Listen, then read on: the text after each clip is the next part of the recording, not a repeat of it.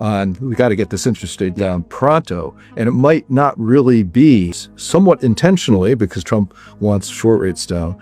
And if that were to happen, the inflationary policy would be increasingly more likely. New bond king Jeffrey Gundlach has pointed out that the Federal Reserve currently faces severe risks of misjudgment. The labor market is exhibiting an unusual pattern of simultaneous contraction in both supply and demand, with job growth potentially plunging to zero. Should the Fed rely solely on conventional data interpretation models, it may succumb to political pressure and initiate interest rate cuts prematurely. More alarmingly, with Powell's term approaching its end, potential successors leaning toward more aggressive easing policies could trigger a resurgence of inflation. What we've got is this strange pattern of a reduction in demand for workers being matched with a reduction in supply of workers.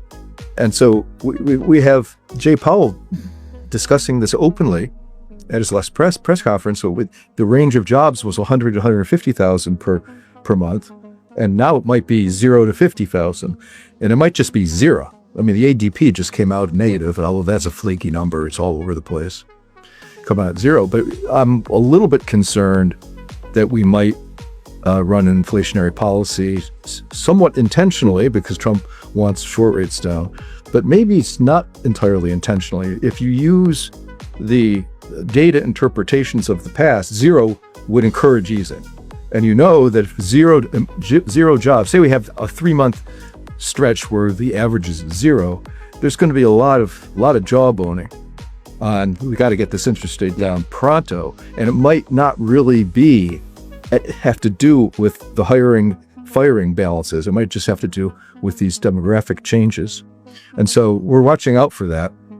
And, you know, we have a test case on what might be happening when Jay Powell leaves, because we got that guy Myron who got on there and right out of the gun, he dissented. He wanted a 50 basis point cut last September, and he wanted 5 more by year end. So the guy's out there at 175 basis point cuts by end of the year, and Powell's out in May, and he's going to be as stubborn as he possibly can be because he doesn't want to be one of these guys that gets inflation pinned on him. But Trump is going to ask people who are the candidates presented by Scott Bessent, he's going to say, will you put the rate where I ask you to? Maybe not that directly, but that's certainly been kind of his complaint.